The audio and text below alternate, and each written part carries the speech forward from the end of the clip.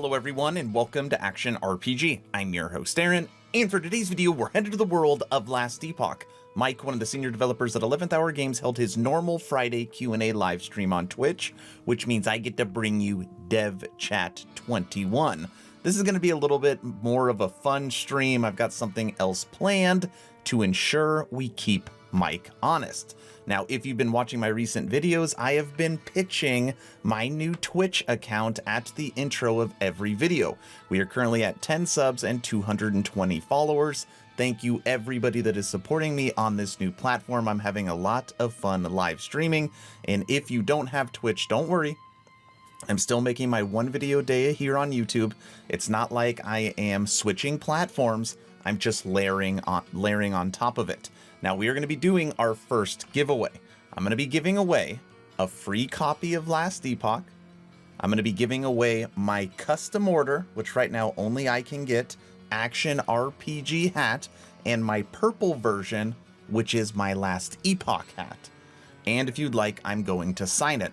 Now, a lot of people don't know that if you have Amazon Prime, you get a free sub you can use on Twitch. All you have to do is link the two accounts together. It literally takes a minute. And for this giveaway, to enter, it's going to be for my first 50 subscribers. And again, we're already at 10. So the next 40 people that subscribe to my Twitch channel, you will be entered to win a free copy of Last Epoch and a custom Action RPG purple hat, signed if you'd like. All the information is in the description below. First link is for Twitch. Okay, time to keep Mike honest. As always, I will share my thoughts. Please feel free to share yours in the comment section below, and don't forget to subscribe to support smaller channels. All right, let's jump right into this. Starting off with the number one question that I have, and the number one question that people keep asking me. What is going to be the limit on Wraiths with the new update? 5, 10, 20, 50? Mike, go. I don't know off the top of my head. Like compared to, I'm gonna say this, I don't say this lightly, compared to the ridiculously high number of wraiths you can get with all of the tricks that people have to get an insane number of wraiths, it's very low. Okay, compared to the number of wraiths that most people get when playing the skill, it's not much different, I don't think. So it's more going after the edge cases, which I know it's a lot of fun to get the edge cases to work really well and everything, but it's just the performance that it tanks is just too heavy. So unfortunately we don't have an answer, okay? But I get asked so much that I wanted to put this in the dev chat. Now, am I an edge case? If I was just trying to get as many as possible, I could get 50 for a few seconds and then they immediately start dying. And when I'm going into a boss, if I have time to prepare, I'll get about 30. But when I'm just playing the game normally with my Fire Necro, I'll have about 20, sometimes 25 if I'm really focused on building Wraiths. Is that edge case? Am I going to be allowed to still have that many? I feel like logically 15. That sounds about right, but we're just going to have to wait and see. More questions continue to come in about the Necromancer changes. I'm going to allow Mike to read this question. Alright, so regarding the Necro changes that were posted yesterday, will we see any more passive changes come from the patch other than minimal power increases based on level and the skeleton penetration? Yeah, the specific changes called out in that dev blog is a snippet of the changes that are happening, not an exhaustive description of all of them. You're probably like, he didn't even say anything. No, he said a lot with that. What we saw as far as the changes coming to Necromancers, just a snippet. That's all it is. Just a little fraction of what's actually coming. Now I want to know more. We have reached the portion in this dev chat where it's time to keep Mike honest. Now you're probably wondering, what in the world are you talking about? Here we go. So you said on stream, only one of the following things is true. And in this list, there was Dungeons and Gold, Will a currency for trading? You kind of confirmed both recently. What am I supposed to believe now? I think you should go back and rewatch that clip very carefully. What a great idea. But first, the double down. We've watched that clip very carefully. You definitely lied to us. I don't know. I was really careful, and I don't think I did. Lucky for me, since I watch every single stream, I have a dev chat we can look at. We have officially gone back in time to dev chat 17, and lucky for you, there's now 2 of me. And I get to watch myself break down what Mike said. 5 statements, 1 of them are true. Mike, we now get to see if you are being honest with us.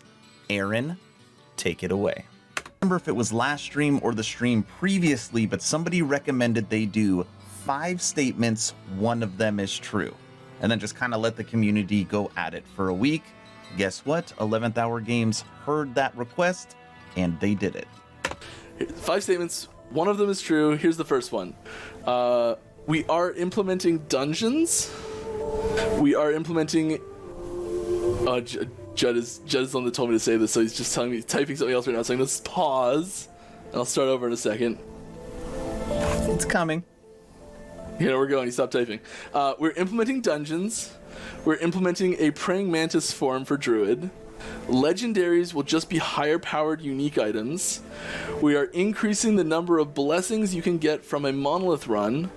Gold is going to be the main trading currency. You heard those 5, right? Now let's see current communication from 11th Hour Games. Right now I am on the official Last Epoch website under developer blog. This was dropped 11 days ago. Official Last Epoch multiplayer FAQ. They even put official in the name. Let's scroll down and continue to scroll until we get to loot. You didn't think I was gonna find this, did you, Mike? What will the trade system be like? Our current plans regarding the trade system are still a work in progress and we require scale testing, but are centralized around having an area for players to congregate called the Bazaar. In the Bazaar, you can visit other players' shops and purchase items for in-game gold. Gold. And you said one of the things you said is true, and that gold would be the in-game currency for trading. There it is, confirmed in the official post from 11th Hour Games. Gold. So you're probably saying, yeah, Aaron, he said one of them is true. Obviously, that's the one that is true. And you would be correct. But on the same day, 11 days ago, 11th Hour Games dropped this. The updated early access roadmap. Now, if you look coming in 0.8.3, you will see nothing that Mike mentioned. But right down here, after 0.8.3, you will see dungeons. Which means, Mike, 2 of the 5 things you said are true. This is the proof right here. I have what you said on yesterday's stream. I have what you said, what is that, Dev Chat 17, 4 streams ago. And now I have the proof. You have some explaining to do, sir. So to cap this off, Lone Star McFluffin knows what I know. He also makes content on YouTube and streams on Twitch. Good guy, you should go follow him. Calls out Mike because he's not satisfied. And Mike tries to backpedal with semantics, but at least he explains himself. And obviously this is all in good fun. Mike, go.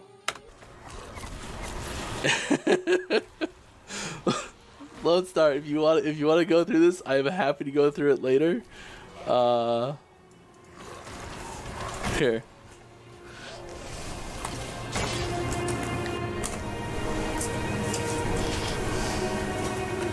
These are magic cards.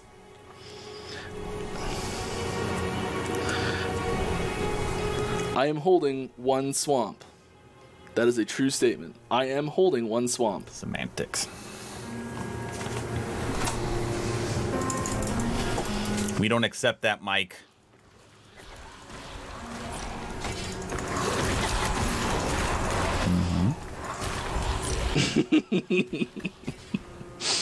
At the very least, I did deceive you. That is true. I deceived you in the most horrible way possible. I will give you leaks. Leaks. Now that's a good idea. This is the leak that Mike gave us for this stream, and honestly, this skill looks really, really good. Mike, take it away. Okay, so I think I've shown you this one before. So this is a new VFX rework for Static Orb coming that I think you guys have seen.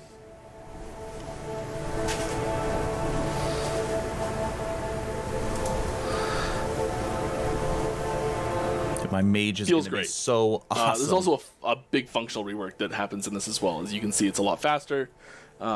It's more about the explosion at the end. We changed a bunch of stuff in the tree too. It's great. And then there's a conversion now that happens in there that didn't happen before. Can anyone guess what conversion it now has?